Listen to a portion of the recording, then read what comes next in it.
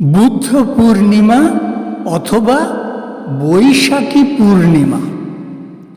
বুদ্ধ্যাং শরণং গচ্ছামি।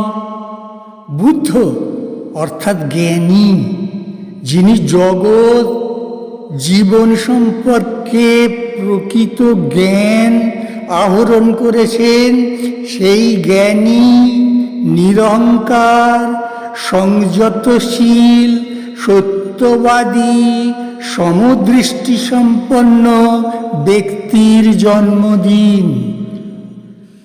বৌদ্ধ ধর্মপন্থীদের কাছে বুদ্ধ পূর্ণিমা একটি অতি পবিত্র দিন। এই দিনে বুদ্ধদেব, সিদ্ধার্থ, গৌতম ধরাধামে অবতীর্ণ হন।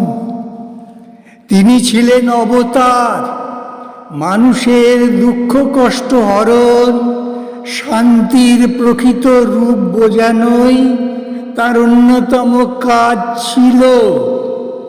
এই পর্বে আমি শুভ সময় ও শুভ যোগের প্রতি আপনাদের দৃষ্টি আকর্ষণ করব। 22শে মে বুধবার সন্ধে 6টা 47 পূর্ণিমা শুরু। 23শে মে বৃহস্পতিবার 7টা 22 শেষ। বৈশাখী পূর্ণিমায় খুব ভোরে সম্ভব হলে ব্রহ্ম মুহূর্তে স্নান সেরে পূজা অর্চনা খুবই বিশেষ তাৎপর্য বহন করবে। এই দিন আনন্দ ঘন চিত্তে মানুষকে কিছু দান খুবই উপযুক্ত বলে গণ্য হবে। এদিন মানুষকে প্রীতির বন্ধনে আবদ্ধ করাই উৎকৃষ্ট চেতনার পরিচয়। কীর্তিযস্য সজীবতি।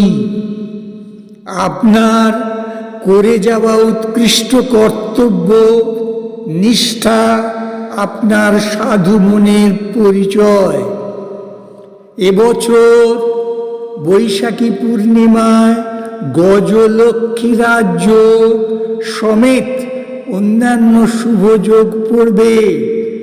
বৃহস্পতিবার সকাল 9টা 15 থেকে পরদিন 5টা 26 পর্যন্ত সর্বার্থ সিদ্ধি যোগের পড়েছে।